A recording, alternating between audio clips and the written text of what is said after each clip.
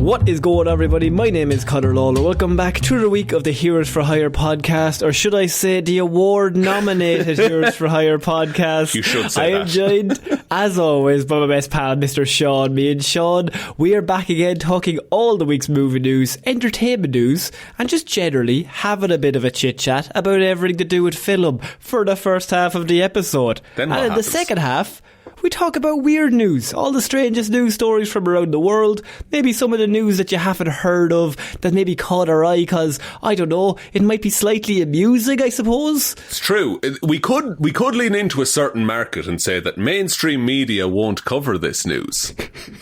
You know? But I feel like that gives a wrong vibe. How will that play with the awards, do you think? Will that be... We just go full Joe Rogan. There's a model for success, Conor. It works for him. If this is your first episode, you don't have to do anything. Don't worry about it. If it's your second or above, we'd really appreciate 5 stars, a like, a follow, a share. You can't vote for us in the Irish Pod Awards because it's an internal house in-voting system. Got a jury set up. I had loads of nice people this week that were like, how do we vote for you? And then I had to be like, don't worry about it. There's no need. There's no need. We got the invite. We can get in the door. And exactly. That's all we need to cause some havoc. Exactly. We mentioned on our Patreon that's going to be dropping this week last week I should say, is that we are up against, if anyone doesn't know, we are nominated for the Irish Pod Awards in the TV and film bracket for Best Pod of the Year, and we're up against the Irish Broadcast or Irish Film Network. The Irish podcast. Film Network, the Dublin International Film Festival. Look, there's some heavy hitters in that category. But there's also us. It's an underdog story, you know? Oh, lads, it was so funny. I was like, who are we up against? Oh, literally the company who does movies. Industries we're up against here. They might win the Irish TV podcast award, I suppose. Oh, the lads who make all the TV possible. All the TV and movies, yeah, they're up for the award. But we're up against it there, but look, we'll see what happens. But yeah, as I said, we did a Patreon episode that for November, and the movie that we are going to be doing for November is one that has been recommended to us multiple times by people that we like. We are going to be doing, or we have done, our The Batman review. Which, if you've listened to the pod for any length of time, is I think Conor's favourite movie in the world. So I certainly think that I am unashamedly biased towards it. That's why we're not going to win Best Film and TV, because of your bias. But I will say that it's probably the movie that I've watched the most over the last few years. So some very nice people nominated. It got pulled from the hat, but also we kind of rigged it so it would get pulled from the hat for a very particular reason. It's all explained in the episode. Go listen to it. It all gets revealed. But yes, so that is on over on the Patreon if you want to listen to our Batman review or the Batman review. But Shaun, it's time to get into some movie news, and there's only one place to start this week, and he's sort of an evil person, right? Because I know it.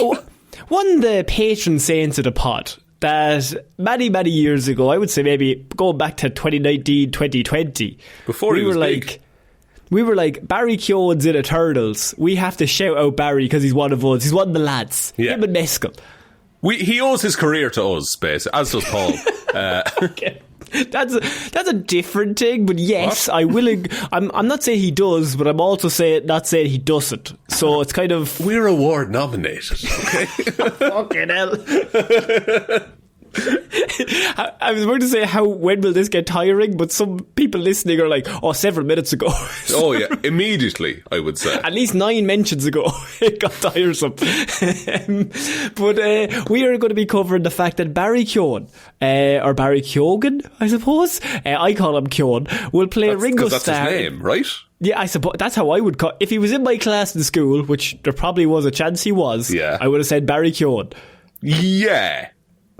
Yeah, no, that's fair. Yeah, no, that's how you say that name, okay? He will play Ringo Starr in Sam Mendes' Beatles biopic, according to Ringo Starr himself. So Ringo presumably has some skin in the game. in terms of I would say he probably knows, yeah. So if anyone doesn't know, we're getting all music biopics. By the way, I went to see Gladiator last week, and 3 of the 4 trailers were just music biopics of different people. Was one the Robbie Williams one with the monkey? It was the Robbie Williams one, there was the Bob Dylan one, and I can't remember the other one. But there was...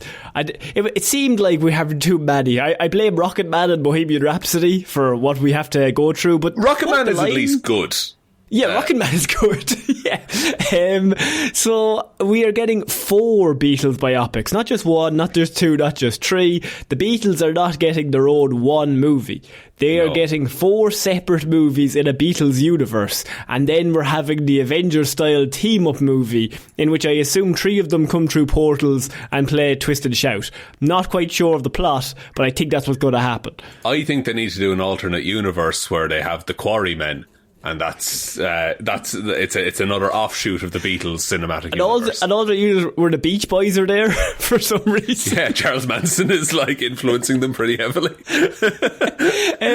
So we know that they have already cast some of the other people for the different roles. Sean, now obviously we know that the greatest casting for the Beatles of all time has already happened.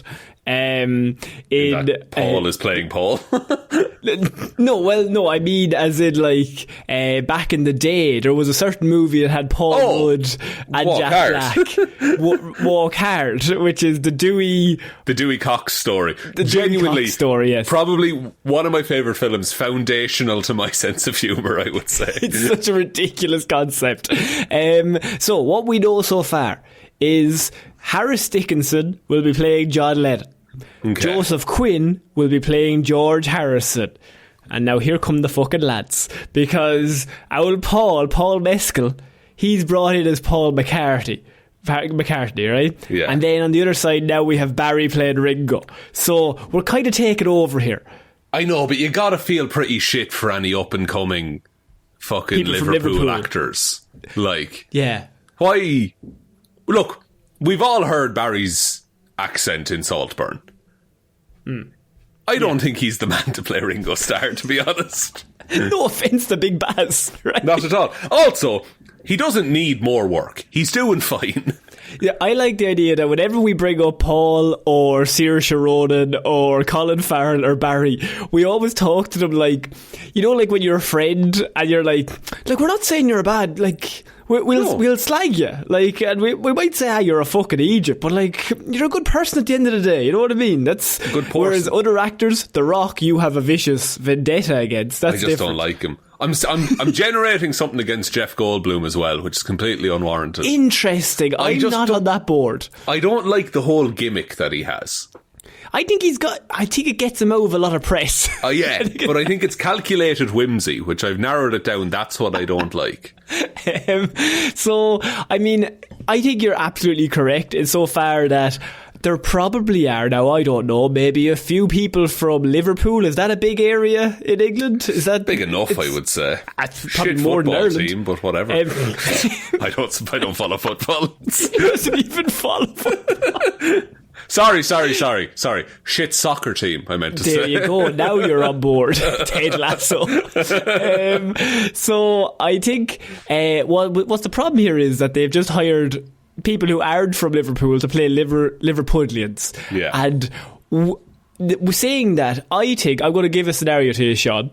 They do, I don't know, a U2 biopic. And one is for The Edge, and one is for Bono, and one is for... And they cast somebody... And they cast everyone who's not from Ireland to play those people. This is... Like, imagine the U2 biopic, and at least 2 of the actors are British, for example. Yeah. Could you imagine the headlines? Not go down well.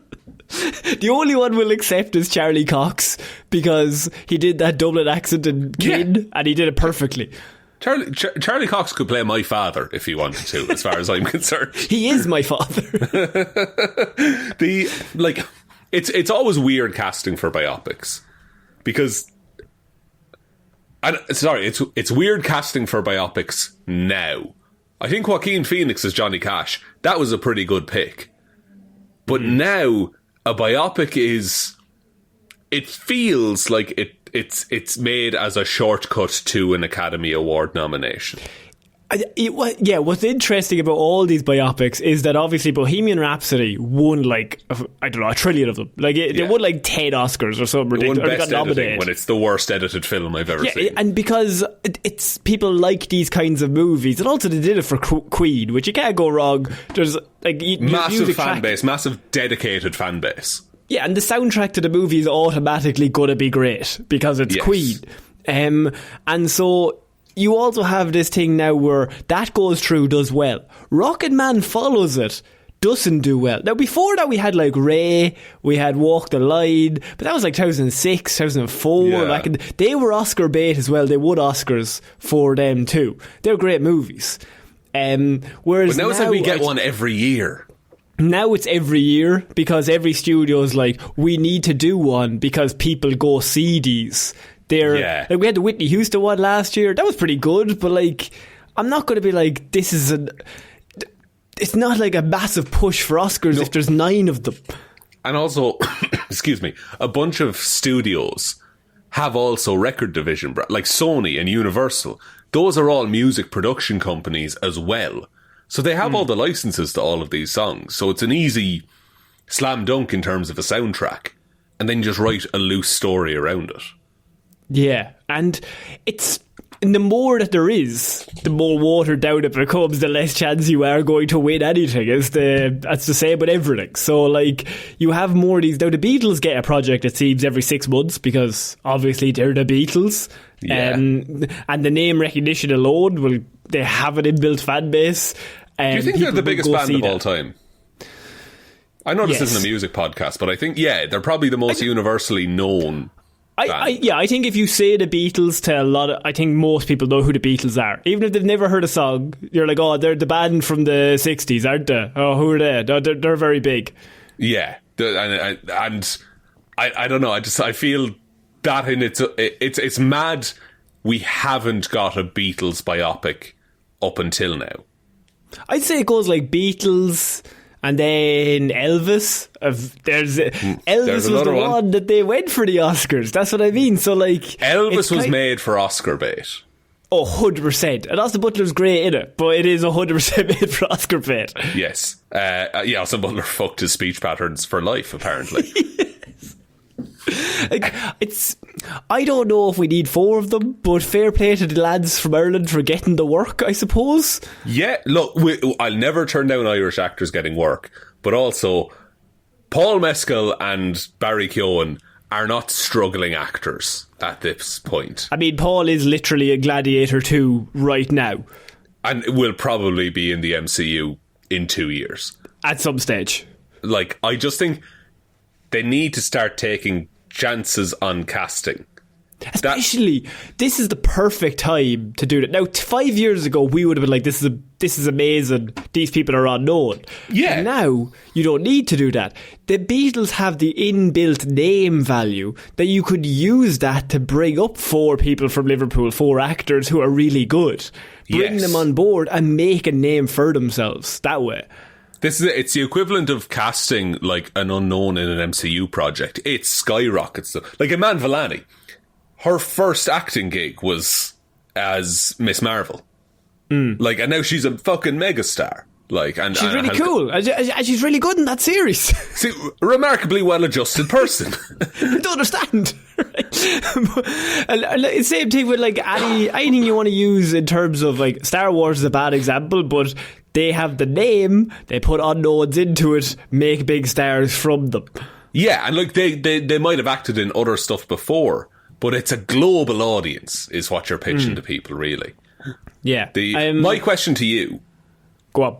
What is the one biopic that you would be like, okay, I'm excited for this. I'm just doing this. I don't think I have one. Really? Yeah, I don't know if there's like... Okay. This isn't a biopic, but it's a band movie. Okay.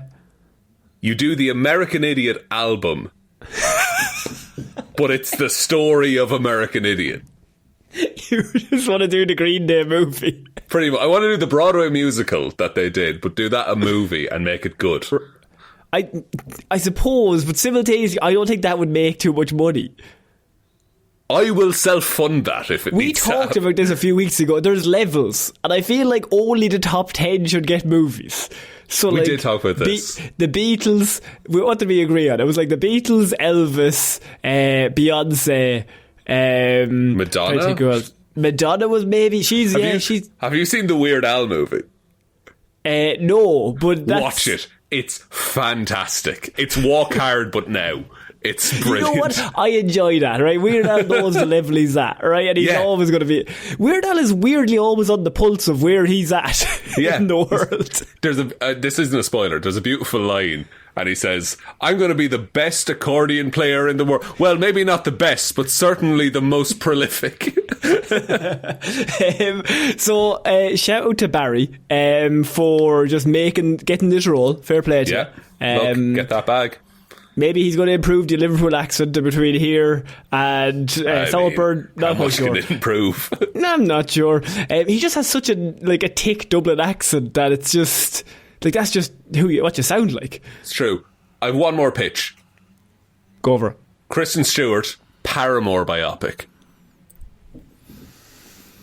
Once again, I don't think people would go see it, but I think it would be neat. Interesting. Okay, it would be neat. There's different. I can be like, oh, I would go watch that, but then I'm simultaneously like, that will never happen because like there's a Landis suit. It's like we've done a survey and only 14 people, including you, will see it. Well, you're not going to like my third pitch, which is we get Paul Dano in a Weezer biopic. Fall Out Boy, they're going to have a biopic. Interesting. Who's the modern day? Yeah. Who's the modern day Pete Wentz? It's Pete Wentz.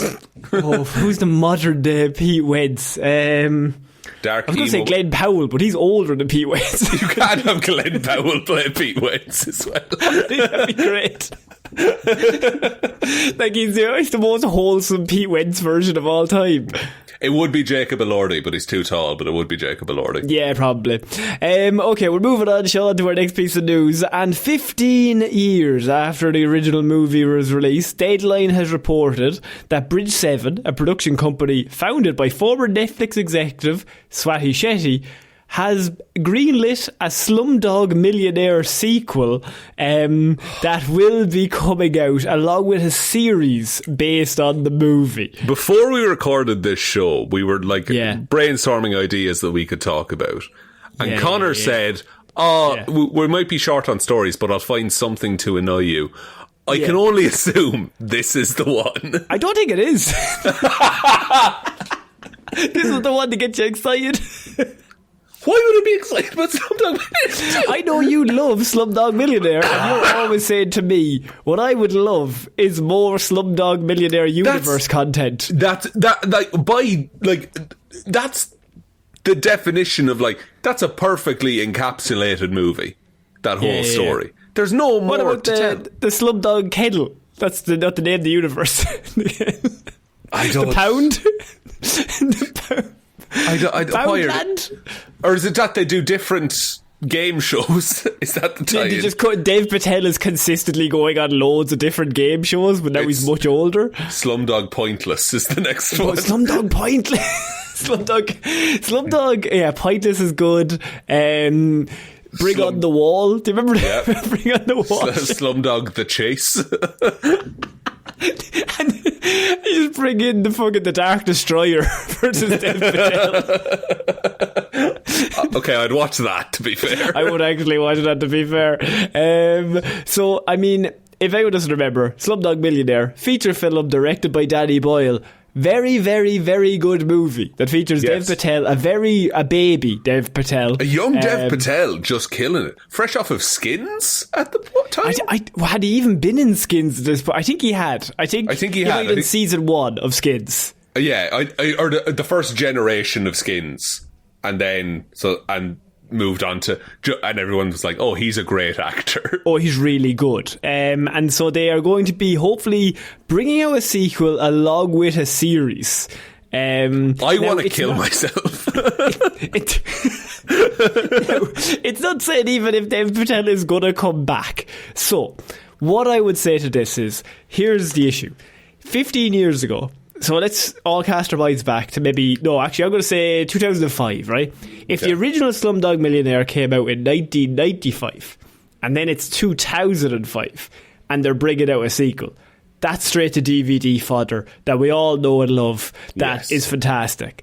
But nowadays, there is no straight to DVD fodder. It's coming in cinemas or coming to a streaming service near you, and it's going to cost $200 million. Yes. And I don't like that as a concept. However, it is an opportunity, presumably, if they want to tie it into the original Slumdog Millionaire with like the crime stuff and stuff like that. It is an opportunity for a bunch of younger Indian actors to break into Hollywood. That's a good thing. Barry Keoghan's been cast in this one as well, apparently.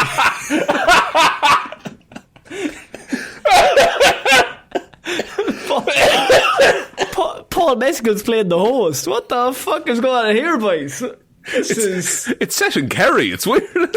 They see his accent in Saltburn. They said he could definitely do Dev Patel without being racist. He's not doing an accent. Oh, he's doing an accent. Oh, God. Oh, no, Barry. Oh, Barry, get out with his production. Go back to your Sabrina Carpenter concert, please. For God's sake, Barry, what are you doing? Fuck, that's sorry, that killed me for a second. It's unnecessary, right? We're all on board with that. No one wants this. It's going to make less money, and it might make the first one worse. Yeah. Now look, it's not been confirmed except for the fact that the production company bought the rights to it and have been like, we really want to do another sequel to this because the first one made a lot of money. And is Danny Boyle involved?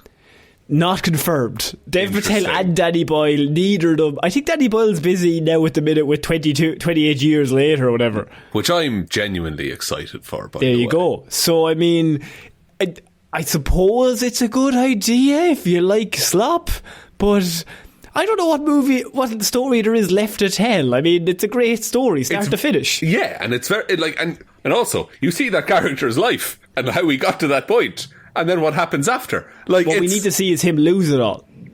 He doesn't. He won't lose it all. He's a sensible man. No, I wanted to lose it all, but now he's ripped. He's big Dev Patel now. Yeah, he's modern day Dev Patel. Also, I was thinking earlier, The Green Knight, great film. It's underrated. Yeah, it's an underrated movie. Technically a Christmas film as well because it's set at Christmas. I suppose, yeah. I wanted to bring up that story because I thought that would make you unhappy, but then I wanted to follow it with a story that would make you more unhappy. Wow. What a friend. Best man at his wedding, so I am. No, I'll you know what? I will break it up. This week's Christopher Nolan's next star in his next movie for Universal has come out, if you want to know about that. I do. Do we have a jingle for this segment yet, or... we can play the jingle we use for everything. Play it now. The weird news jingle for this. It's now just the jingle. Anytime a jingle is requested. It's just kind of there to break things up. If you're ever getting it, and I like that you play the whole thing every time. You know, just there's no point just playing for like 2 seconds of it. Do you want a bit of a secret? Yeah, go on. There's a second part to that jingle that I've cut out since the inception. I deemed it was too long because it builds and then it goes down. It's like for ages, and then it builds again, and then it goes again. What if we did like a Patreon exclusive where we just played that audio?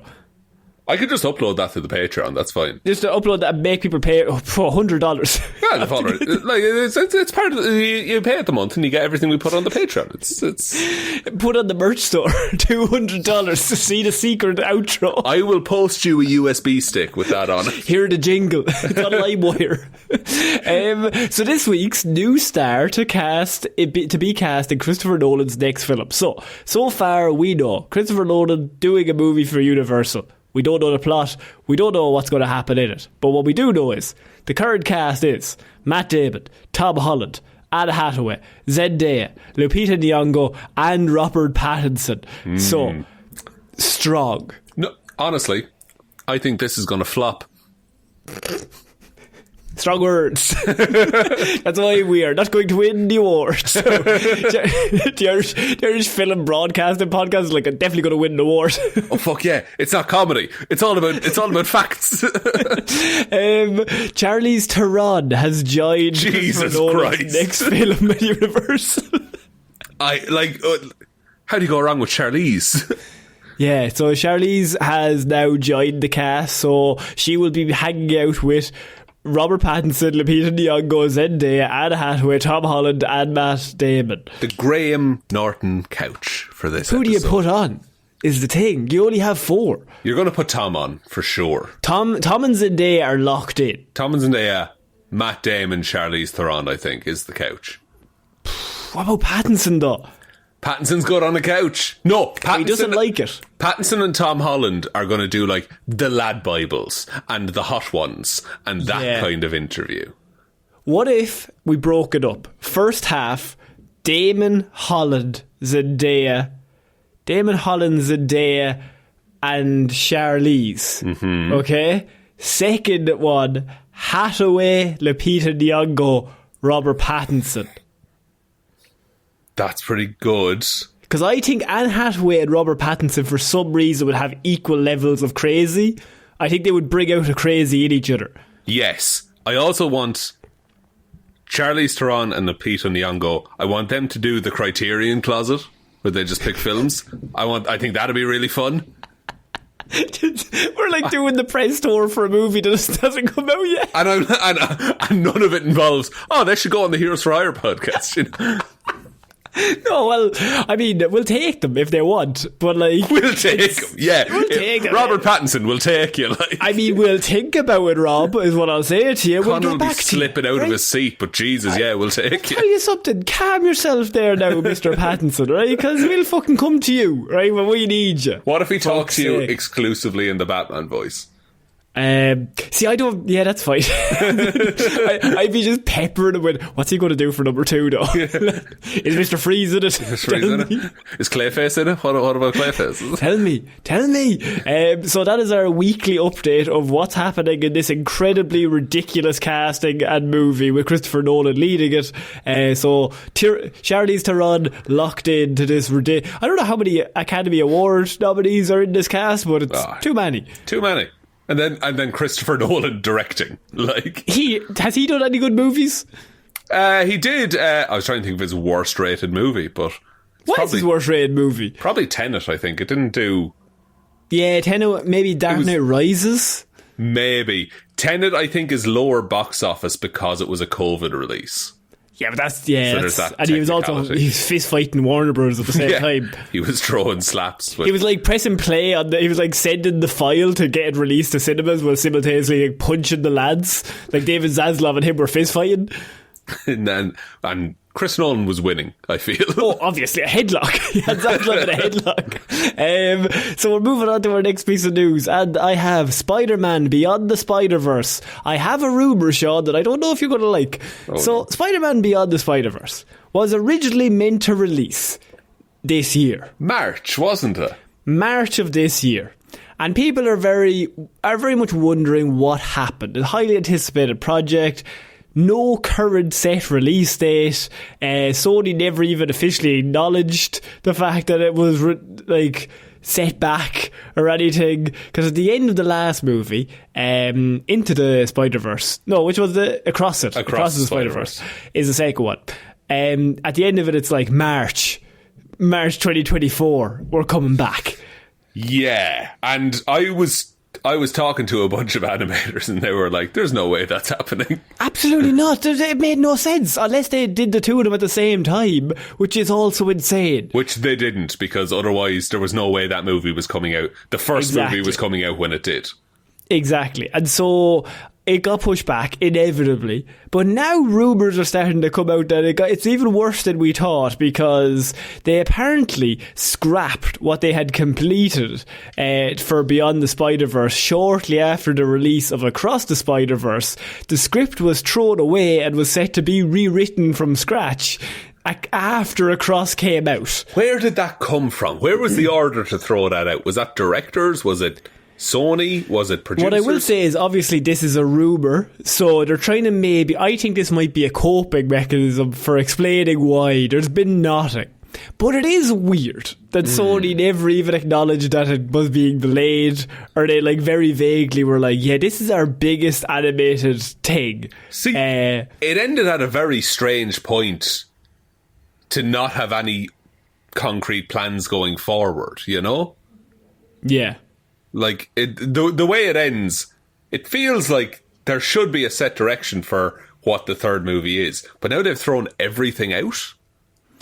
Apparently, the craziest part is the studio reportedly still doesn't have an ending in place for the trilogy, and that has not changed yet. So, this is, by the way, complete rumour. We don't know. Maybe they have everything sorted out. I do kind of trust Lord and Miller to know what the fuck they're doing here. Yeah! But I don't trust Sony. Apparently, they're not great as, like, there's a lot of, hey, this whole thing is finished. But can we change that one thing? Apparently a lot of that going on. I don't trust Sony more than I don't trust them. And Lord Miller have done good work in the past. And also, the first two movies of this trilogy are outrageous. I think, and I said this in our Across the Spider-Verse talk that we did, I think I'm right. And I think they're waiting for Secret Wars. And I think they're bringing Miles Morales into live action, and it's just going to happen. Do you think that's maybe a lot of the negotiations that are maybe, for example, they had an ending, they had a finish point here, where it finished in the animated universe, and then Bob Iger gives a ring over to Sony, and he's like, "Here, lads, Tom is only coming back for one movie. Is there any chance at the end of your movie could like Jessica Rabbit him that he becomes real life boy, and we send him to like the MCU?" I would be shocked if it didn't happen. If they're following, it does make sense for the delay. It does make sense for the delay because it would put, because Secret Wars is coming out 2026, so that would put maybe Spider-Verse end of 2025, middle of 2026 maybe. Then if in the 2015 run of Secret Wars, Peter Parker and Miles Morales are quite key to the resolution of how things end. And the Secret Wars that we're getting is probably going to be pretty Spider-Man heavy just because of who Doom is and stuff like that. But what if I'm cynical for a moment now, Shaun, and say maybe this is just maybe just for one moment. I'm normally a beautiful sunshine of ray of light in my ray world. of light at the moment. But what I would say is, what if none of this has anything to do with big storyline changes, and that's our coping mechanism, and instead it's just very poor production, that this has nothing to do with anything? I mean, it could be that as well. Like, you might be Mephistoing yourself. No, Mephisto's going to happen for sure. It's going to pop up. Don't worry about it. It's fine. That is one of my favourite times in any stream, or any, like, it was during lockdown as well, so like everyone's trapped in their house and they're like, Mephisto's gonna appear.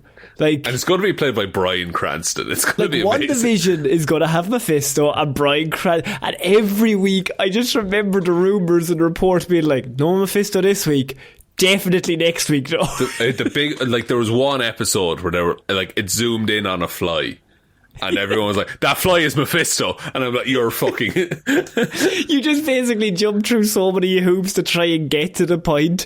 At the end of the day, they're just going to do something, and they might not have anything to do with what we're thinking of. The thing is, outside of Ghost Rider, most times, and maybe King in Black, anyway, most times Mephisto is brought in comics, it's bullshit. And it's not a good storyline. Specifically, One More Day with Spider-Man, which they already did with Doctor Strange. But did you watch Agatha All Along? I have not seen Agatha All Along. I quite liked it. Look, I enjoy a show that has nothing to do with anything. You can tell there's showrunners involved. But they say the name Mephisto out loud. Cool. Good. Which right? I think is just them being like, he does exist. we're not talking about him. We did talk about the fact that what Agatha all along is the first show in any of those series that has a showrunner, that it's a bold strategy that we just put someone in charge of, I don't know, keeping the thing going in one direction. Yeah, and there's like my very brief review of Agatha all along. It's a tight story. It's good. It's got multiple villains, and some of them are good. So okay. I'd give it a run. I think Spider-Verse won't be coming out for a while, which is a shame, because I mean the first two those are great. movies they're so good. Like they're outrageously good, and I know people have to sell some of their souls to get that on screen, and you can simultaneously be like, that's fucked up what they did to the animators, making them change shit last minute and then putting them under serious pressure, and still be like, oh fuck, it's really good though. Oh Jesus. This is the thing, is that result would have been the same had the animators been given more time as well. The things are independent of each other. If you hire good people, they normally give you good stuff. Yes, and if you treat them fairly, like exactly. But I rewatched the second Spider-Verse like maybe 4 weeks ago. Yeah. My God, I think I prefer it to the first one. It's ridiculous. It's just everything I want.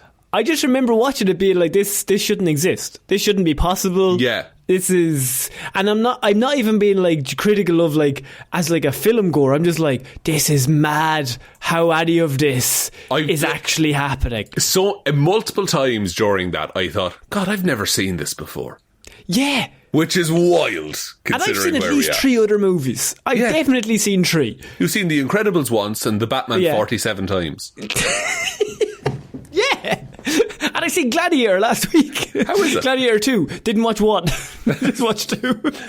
Don't believe it. Just like Paul. Don't even like Russell Crowe. Who's that lad? No, my review for Gladiator 2, if you want a quick review, is Denzel. Amazing.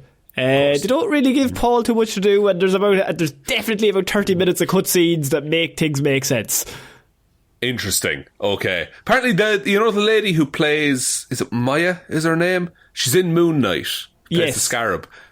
She was in that and just got entirely cut. So I imagine that's that half hour that's missing. And I'll be honest with you, they definitely needed her in it, because she's the driving force of the whole plot, and she's only in it for maybe 65 seconds. But Paul Mescal's like, oh God, I miss her so. Oh jeez, fuck. Interesting. Interesting move. And I'm like, well, maybe if you showed us the two of them, then I would care when he's real sad.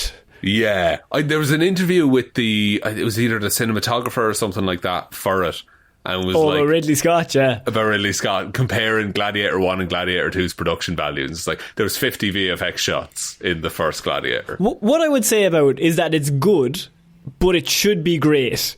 It's good. I came out of it being like, oh, that's pretty good, but I was like, that is a missed opportunity. Like, you could have made a fucking killer movie, but you didn't. You made like a pretty good one. Yeah. You could have swept the Oscars, for want of a better example. You could have done a Dune, but you didn't do a Dune. No, you did quite a good film, but it's not a Dune. You did quite a good one, but not a Dune. They're different levels. It definitely feels like a sequel 20 years later. Yeah. So we're finishing off with news about James Gunn. Just a little bit of news that I'd hopefully that would get you.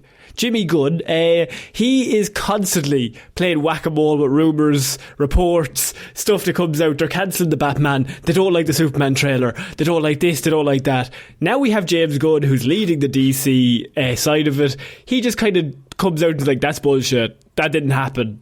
That's which is refreshing, ridiculous. I will say. Because normally they just stay silent, which makes it worse. But he's very much just like, no, that's ridiculous. But he did say one thing this week that caught my eye, in that like he was basically trying to say why they're slightly different than the MCU. And he just was like, they've told stories that are more family orientated, stories that were more adult orientated, stories that are dark stories, light stories. However, what they do is they all kind of follow the same kind of trajectory. His point was that a lot of the things is they're all relatively the same, a lot of the stories. And so he said DC might not be good, or what we do is might not be excellent, but we're going to tell a load of different stories, like random genres all over the place, instead of kind of trying to keep everything under the one PG-13 umbrella, all powering towards the big team-up movie. So it's the same universe from different perspectives, basically. It's basically comic books in movie form, where if you don't like a movie, you don't have to go see it because it has Swamp Thing in it, and you actually like Batman, so you're just going to go watch Batman instead of that, or Superman, which will hinder your sales and how many people go see it, but will make cool movies. But I think that's the kind of thing, that's the level of like, everything's in the same universe, but you don't need to watch everything for everything to make sense. Which it's all going to be Guardians of the Galaxies. As in, like, they're all everywhere. They don't have to connect to anything. Guardians stands on its own outside of literally everything else in the MCU. A lot of the MCU stuff, like, it feels... It's like it's different, but not different enough. A lot of it. Like, it's all vaguely the same template. You can't tell me Ant-Man is too much different than Captain America movies, or like just Captain America Winter Soldier definitely is different, but slightly different, but like the same kind of. But I don't know. The thing is, Captain America Winter Soldier is different because it's the most different.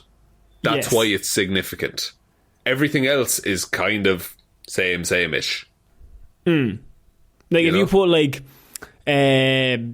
Captain Marvel, Ant-Man, even like a Spider-Man Far From Home, kind of... They're different movies, different heroes, but the same kind of, I don't know, force behind them, same kind of vibes. It's like you can feel there was an effort to make it the different one, and then it got reined back. Like Multiverse of Madness, that should have been a horror movie. But it was not different. It became the same. It became so similar to every other... and especially because Doctor Strange was in the latest Spider-Man, it just kind of all blended together a little bit. Yeah, and I think we're hearing really good things. Now, he might be just talking shit, old Jimmy Gunn, but he's good at this, and so we kind of have to trust him until we see something that comes out. We can't really do either way at the moment. So, Superman trailer meant to be coming out soon, very soon. Yes, and I just hope that, like, when Superman comes out, I really want the studio to grade it against itself, not against what came before or what they predict. Like, because if it costs 150 million to make and it makes 500 million, which is conservative for a Superman movie, if it makes 500 million at the box office, that is a success. It's not $1 billion, but just acknowledge that's a success. And if we keep doing that, we'll just keep making money, and we can keep making these movies. And these are quite good. If they're good, then that's all that matters. People will eventually start going see them. You're going to start slow. People have been burned a lot of times. Yes. You have a lot of goodwill to make up. Exactly. People will not trust you for at least the first 3. No. And also, it's not even just the DC stuff. People are getting a little bit sick of Marvel stuff as well. So you just have to earn back. You have to earn back all of... Sounds bad. Earn back a lot of the good faith that comic book movies took advantage of. Just do a good movie. Just make a good movie. We said that from day one. Do a good one. Who gives a fuck about a universe? Just make a good one. Just make it the Batman. Yeah. Or Slumdog Millionaire 2. Who knows? Do maybe that again. Okay. That's our pitches. So that brings an end to our little movie review show, which means it's time again for the Weird News jingle. The greatest jingle of all time. Was that the full one, or was that just a shortened one? Do you know what? I played the full one this time, actually. I made an executive decision. No, what I would like you to do instead is just play the end part. Oh, okay. We can do that. But now I'm saying it so people are aware of what's about to happen. No, because it happened and then you would have said it. It already happened. Yeah, this is in the past, yeah.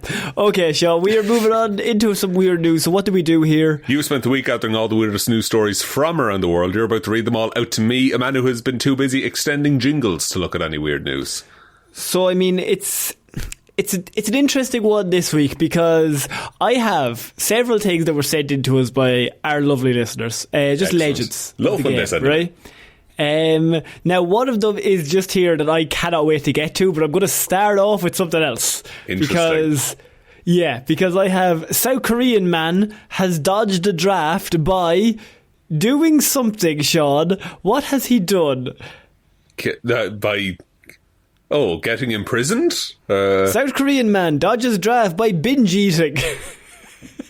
Is he too overweight for the army? He's too fat up to the army. That's my plan.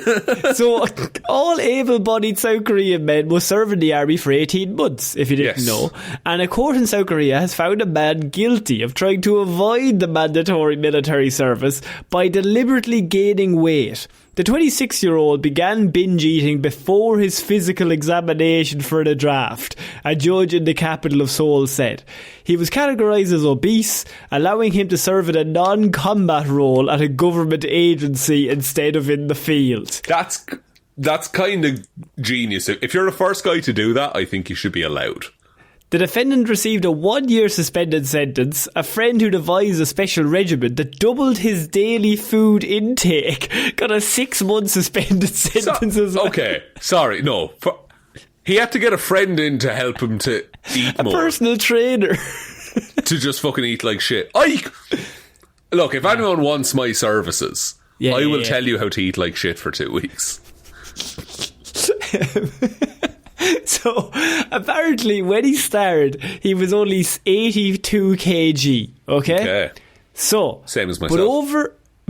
But over a 6-week span, or 6-month span, I should say, he went up to 102 kg, which is 16 stone, 225 pounds. Closer to myself, I will be honest. Okay.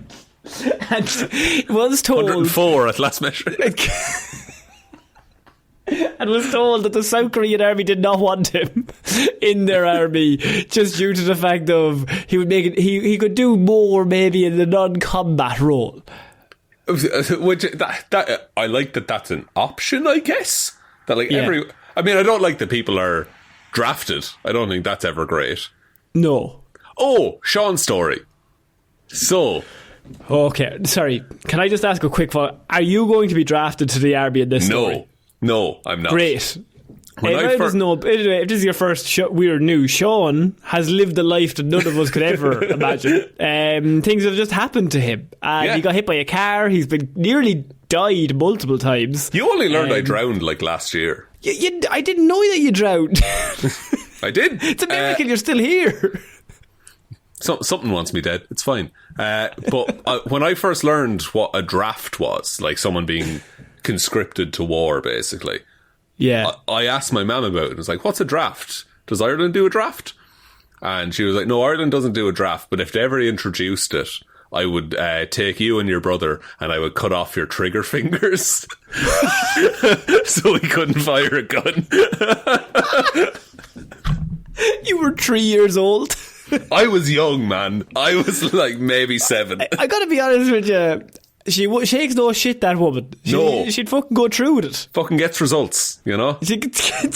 People say her methods are crazy. She says, my children aren't going to the fucking draft, no, are they? Fucking little Tommy is. You asked at the start, is this a story that ends with you getting drafted? No, I'll never be drafted. But simultaneously, you were going to have to lose a finger. Yeah, but what do I use my index finger for, really? Nothing. Pointed. I don't need to point at anything. It's rude to point. So it's rude to point, exactly. So actually, you're kind of saving everyone a lot of hassle. It's true. I'm kind of a polite gentleman. But what if you did say, well, we'll train him to use his left hand, so you'll have to use it you'll have to lose the index finger on both sides. Oh yeah, no, I assumed from a young age I was losing both index fingers. Yeah. Also, could you not use a middle finger, so you might have to lose that as well? No, see, guns, notoriously unadaptive.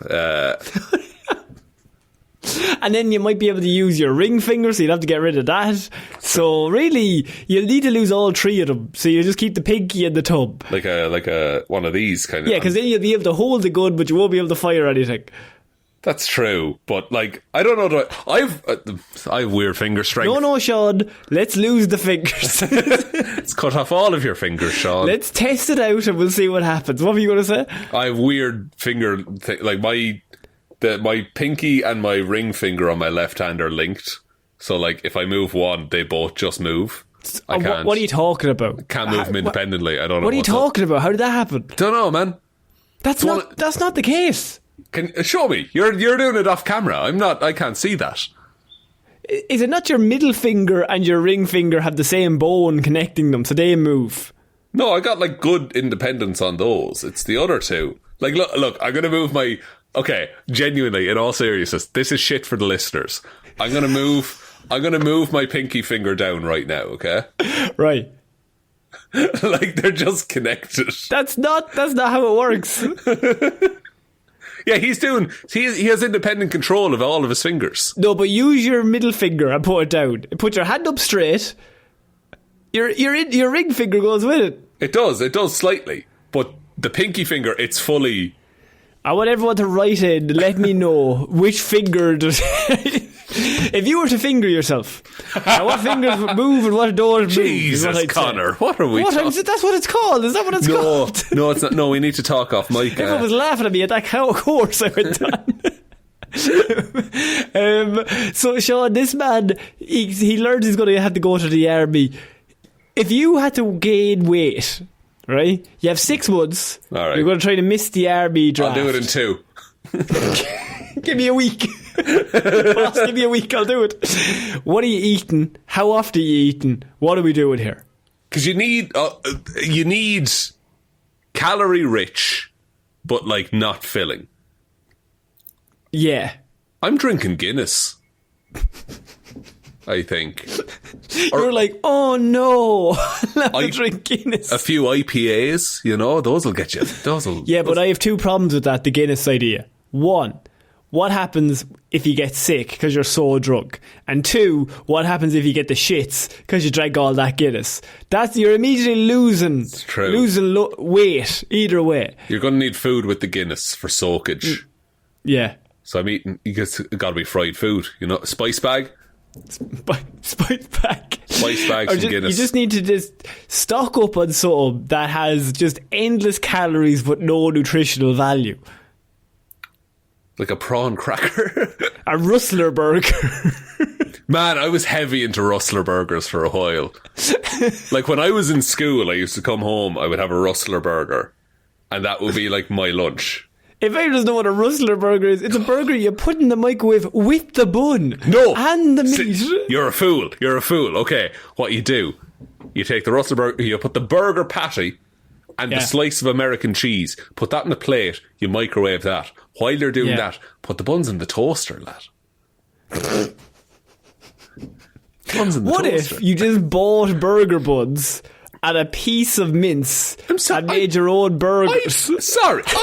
Look, I'm not made of money, nor am I made of time, Connor.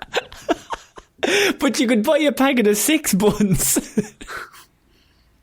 and how many burgers? You'd probably get at least 4. If you got a packet of mince. So now you have 2 buns left over and we're doing food waste as well, are we? Fuck's sake.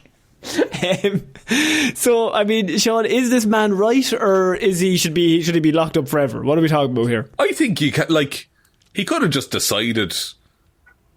People decide to lose weight all the time. Yeah, why does nobody? You're not allowed to decide to gain weight. Yeah, what if he has an acting job coming up, and he needs to gain weight for like the role? Like he has like a Colin Farrell Penguin role coming up. Yeah, he's very dedicated to his craft, and he wanted to be able to portray it to the fullest visibility. Also, the friend cooking for him. That's the weirdest part of this story to me. You're endlessly cooking for your friend to like fatten him up. Was the friend also about to be drafted? Or the friend must have also been too overweight to go, because otherwise why would you do that? Yeah, you're not getting the fittest guy in the world to cook you shit food. What's the point? Because he's going to go off to the army. You won't have anyone there to cook for you. Because I know like a lot of the actors and stuff, they're like, oh, I was drinking ice cream and shit, like melted ice cream to gain calories. I don't think it's that hard to gain weight. It's actually quite easy. It's one of the easiest things in the world. You just literally sit down, eat fucking everything, get several tubs of Pringles, just eat your way through all them and do not move from that couch. And pizza, like a thick base pizza, I'll house one of those. And then I want a carbonara, breakfast, lunch, dinner, stock me up, kebabs. Let's fucking throw stuff in here. There is an Italian restaurant in town here that does a carbonara pizza. And I've never... I tell a lie. It's a bolognese pizza. And I've never hated myself enough to order it. But my God, I'm One tempted. of these days, we're getting there. Your third stag do. That's what we'll do. Oh, boys, that's what we're fucking doing. We're just going to order for you, though. Just watch me eat. I'm crying and shit. I don't want anymore.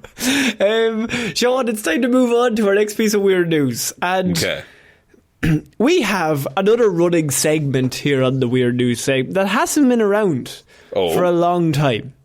Last appeared last year, right? Last year? So we had a little bit of a thing going on where I constantly tried to bring to you great inventions. Alexander Bell, right? That you have electricity, gravity, give me another one, the wheel, cars, right? Just the four great inventions of humanity. The great four things on my Mount Rushmore. Fuck you, penicillin. Fuck you, Mary Curry. I hate you. But so we had a thing where I kept bringing to you great inventions that were going to change our lives, like an electric spoon that made things salty.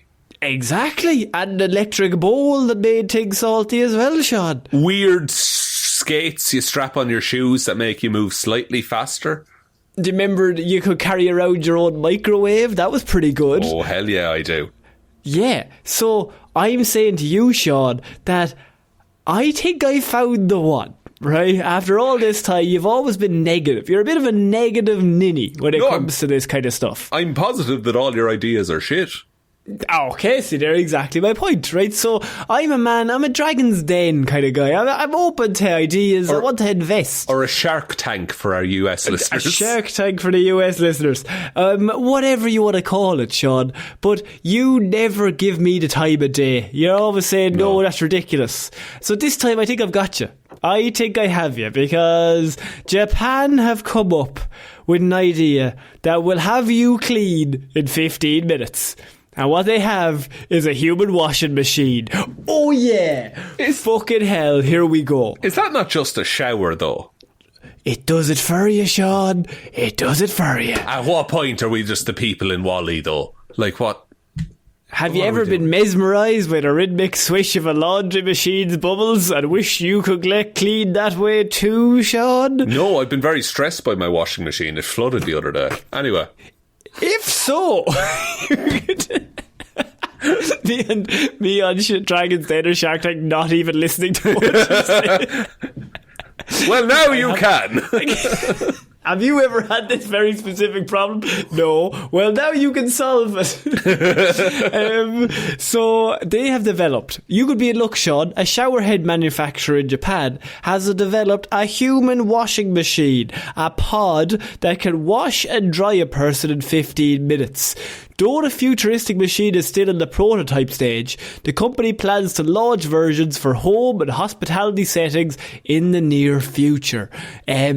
I think this is going to be the one. Shaun, I want you to look up the human washing machine. All right. Because you look cool, you're sitting in a little pod, and it'll clean you, and you're grand. See, I will say 15 minutes. That's longer than I would take in a shower. Yeah. Okay, what are you fucking doing in the shower? I'd 5 minutes in a shower. I'm sorted. Yeah. And then you have wash, dry. I mean, like, how long does it take you to dry? That takes another 5 to 10 minutes. So there you go. So no, 5 minutes. So I'm 10 minutes in. Yeah, but you could be. What if an extra 5 minutes you could have had a bit of crack? What about then? What if you got to just like chill out for an extra 5? What are we doing? This man is flexing his pecs. What is this video? What the fuck is happening? You're in a different video. It's from a day ago. To use the machine, a batter steps into the pod like a jet fighter's cockpit. After the batter closed the machine's transparent windowed door, it's transparent, by the way, sensors in the seat. Oh, I see. There's a lady in here at the minute. Once again, I think you're in a different video. Sensors in the seat capture the person's pulse and other vitals, allowing the machine to customise the user experience. Whether they appear to be stressed or calm reportedly affects the factors like water temperature, water pressure, and even the images projected onto the machine's inner walls. This person is scrubbing themselves as they're in the machine, though. Shut up. The batter is washed and dried within 15 minutes, Sean. What do you think about that? 15 minutes is too long for washing and drying. It's easy to dismiss. Sean, it's easy to dismiss the human washing machine as unnecessary. I like how this article is like, it's easy to call this shit. It's even easier to say it's unnecessary or even downright silly. But what we'll say is this could change the world. How? Because, well, think about it, right? If you have someone who maybe can't wash themselves, you stick them in this pod, they're washed and dried. That's a great idea. That's a legitimate circumstance where this could be used. Yeah. Financially, there's not a big enough market to warrant that. It would do a lot for people's independence. That's absolutely true. Also, if they're scrubbing themselves in there, that doesn't really help solve the problem. Yeah, and also, if someone is in a kind of situation where an automatic human washing machine, an automatic bathing device is necessary, there's going to need to be some kind of supervision to get them in and out of that device, generally, I would say. It could also add a touch of novelty and efficiency to hospitality environments, such as hostels, where guests share washrooms. You could not, you could not pay me to get into one of these fucking human dishwashers in a hostel. All of your stuff is being taken.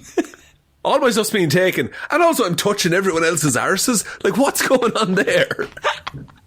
You're like sitting in your pod while they're like taking your stuff. And I'm locked in and the timer is like 15 minutes. You can't leave until the timer gets to 0, so you're just literally sitting there while they're carrying your laptop out of the room. Lads, please. Lads. What's the air situation in there? How are you shampooing and conditioning your hair? What's going on? See, the thing is, we don't know. They haven't technically released it. Okay. Yeah. What's the issue? What's the argument against a bath in this same scenario? The argument for the bath is that you'll still have to do stuff. Whereas here you get washed and dried. No. You're in a cool little pod. You're flying away. The lady in the video scrubbed away some marker that was on her arm with her hand.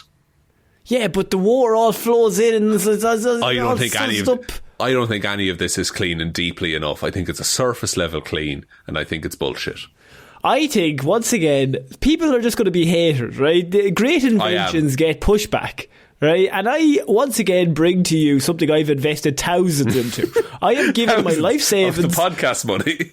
I have given the Patreon money to this company, okay? And I hope they take off, because if they don't...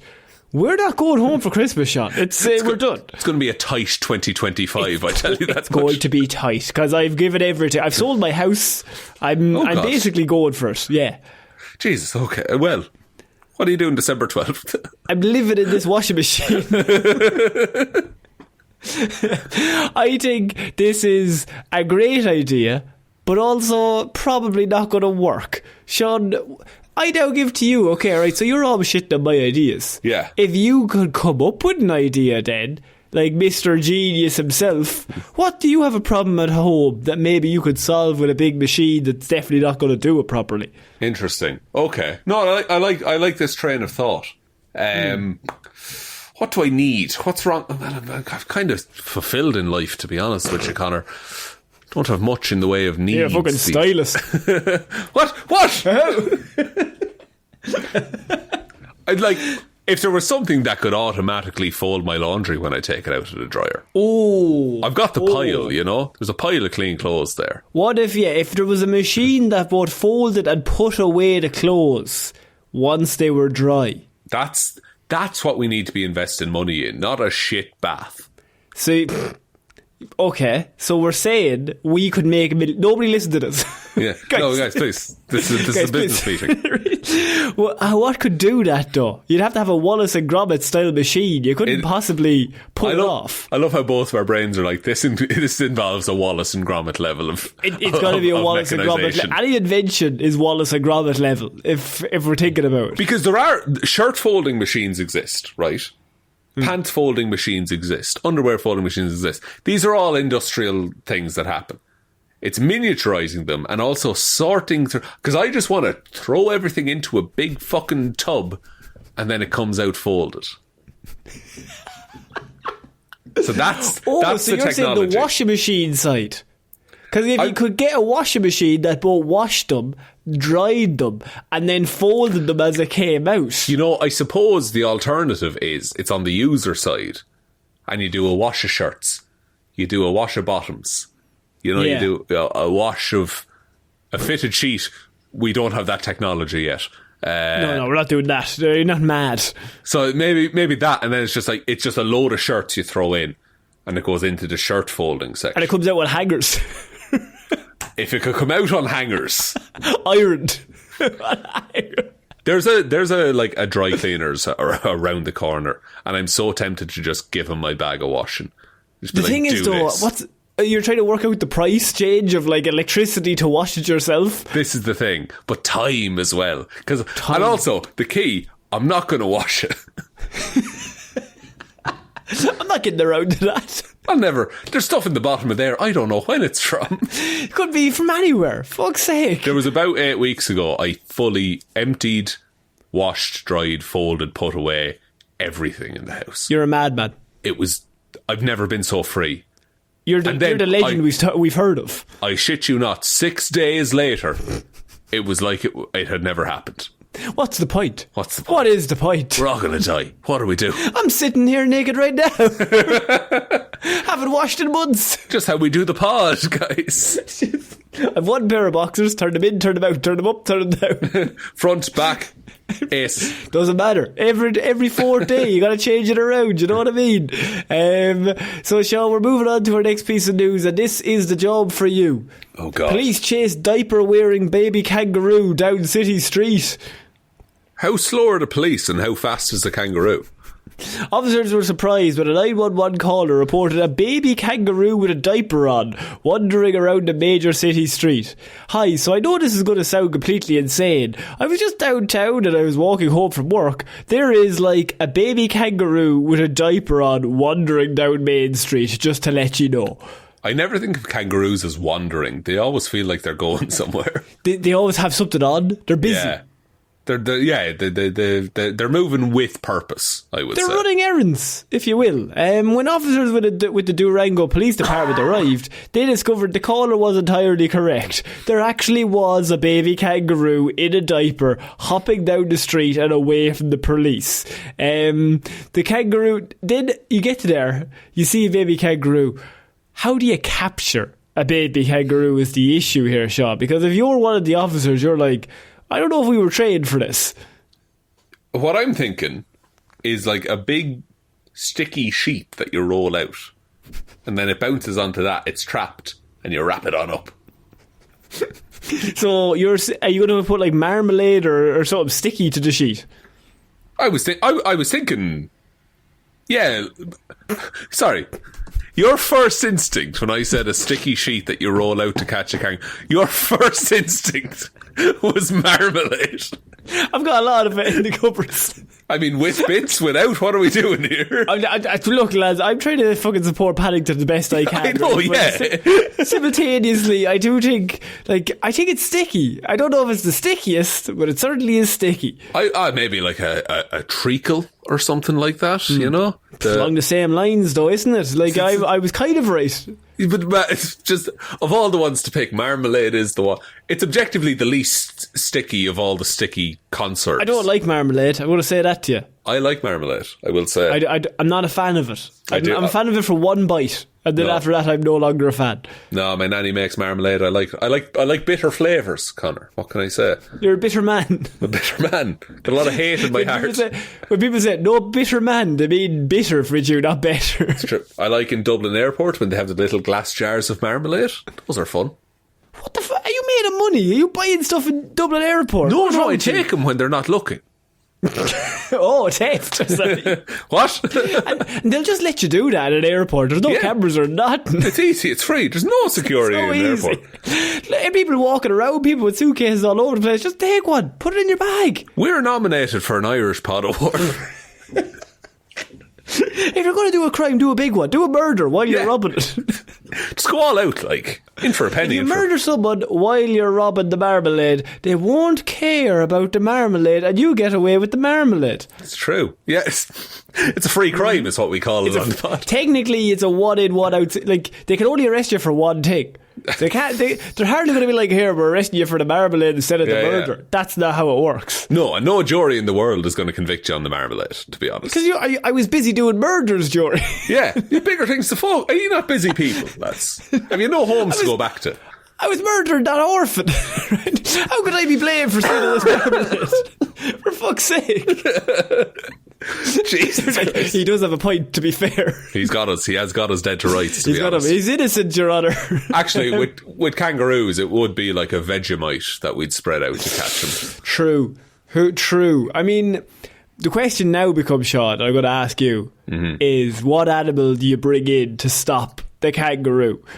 Oh, that's an interesting one. I don't know the predator of the kangaroo. You're put in charge of capturing this kangaroo. So your first instinct is treacle on a sheet and try and stick him to it. But what if I said to you, we're out of sheets? We got no more sheets. We got no more treacle. We have some marmalade, but you said that was shite. I stole it from the airport. Yeah. Sean, it was one tiny pot. Yeah. Kangaroos, very few natural predators, it turns out. Fucking hell. Killers. Dingoes, eagles, and in the past, Tasmanian tigers. I don't know. Did they settle the beef? Yeah, have they reached a truce recently? They're now both against the eagles. And also, of course, humans. Humans, okay. So, how is an eagle going to kill a kangaroo? I guess depending on the size, like if it's a small kangaroo, it'll be fine. And this one is a child. It's wearing a nappy. It's a baby kangaroo, so yeah, it's going to be more of a dickhead. I think it's going to be wild. It's going to be a little prick of a kangaroo. Yeah, it doesn't know etiquette yet. So the real question is, how would you defeat a baby?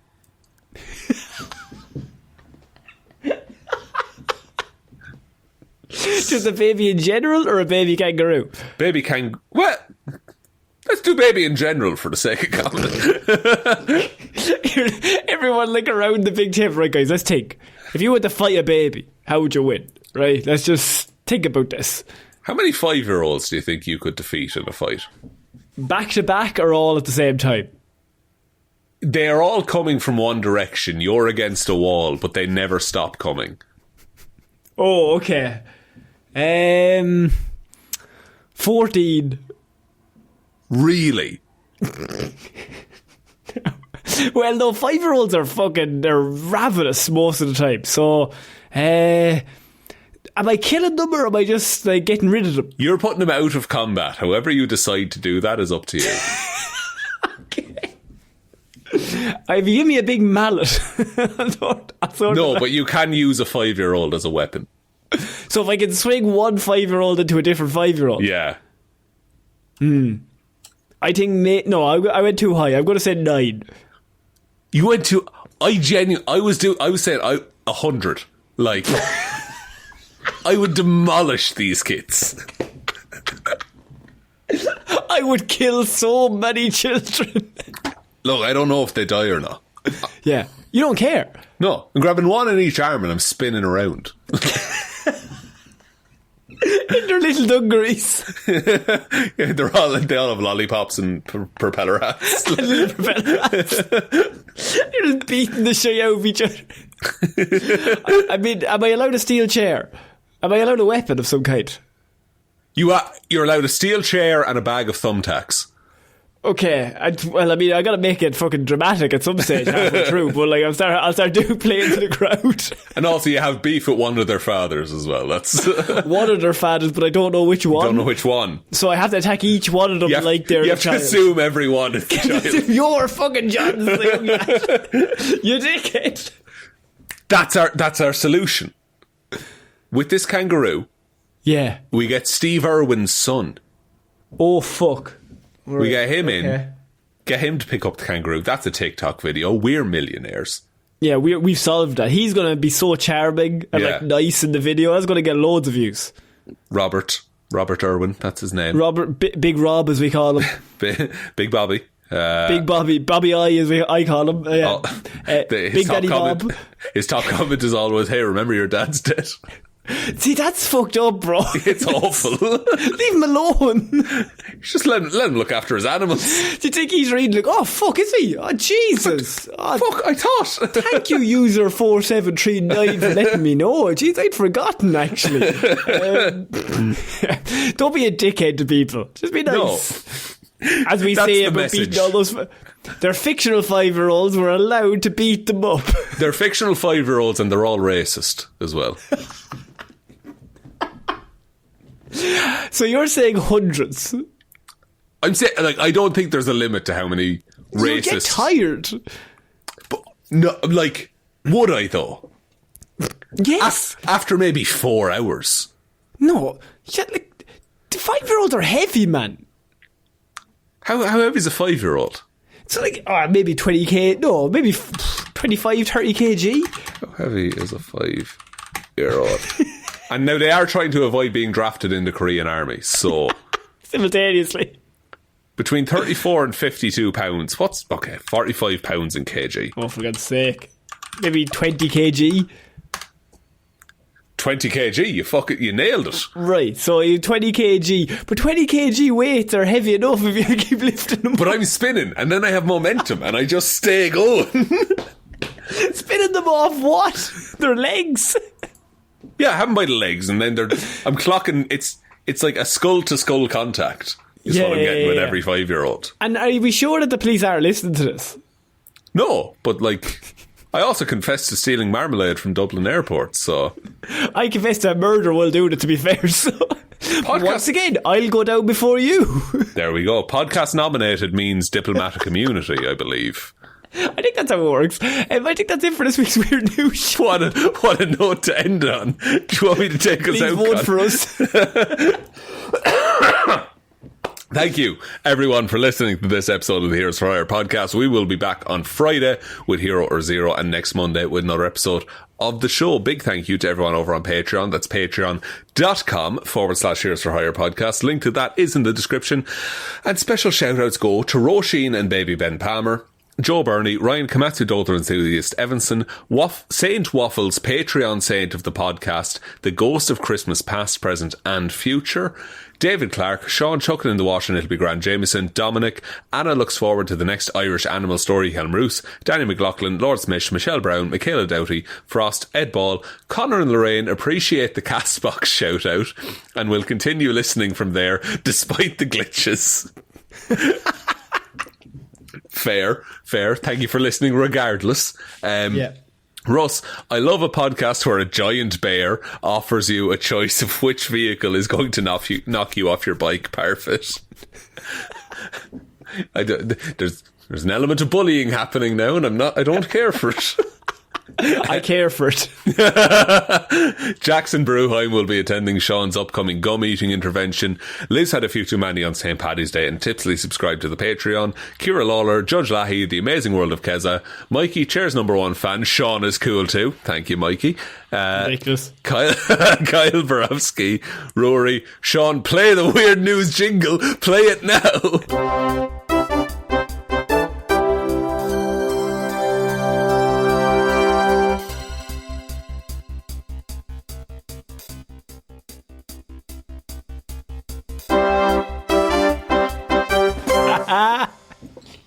Great stuff. You got the full jingle there as well. Appreciate Great. it. Yeah, 19 minutes. Jack Markham, Barlow Cheese, Johnny Ray, Hunter Harvard, the Texas Ironman, and Donegal George. Thank you all for your support. I really appreciate it. Heading over to Patreon. We just put up last week the Batman review. And there's all kinds of movie reviews and stuff over there. So if that sounds interesting, go check it out. You can also gift Patreons. If anyone you know listens and you want to give them extra show episodes, that's an option that Patreon has now. But there is also the merch store, heroesforhire.ie/shop. Twitter is at Heroes for Hire Pod. The 4 is the number 4. Facebook is Detective Divilment's discussion group. Instagram is Heroes for Hire Podcast. The best way to help out the show is to tell one human being that we exist. Just the one, please. And I think that's about it, Connor. I think so. So I've been Conor Lawler. I've been Sean Meehan. I shall see you all next week, guys. Bye. Bye.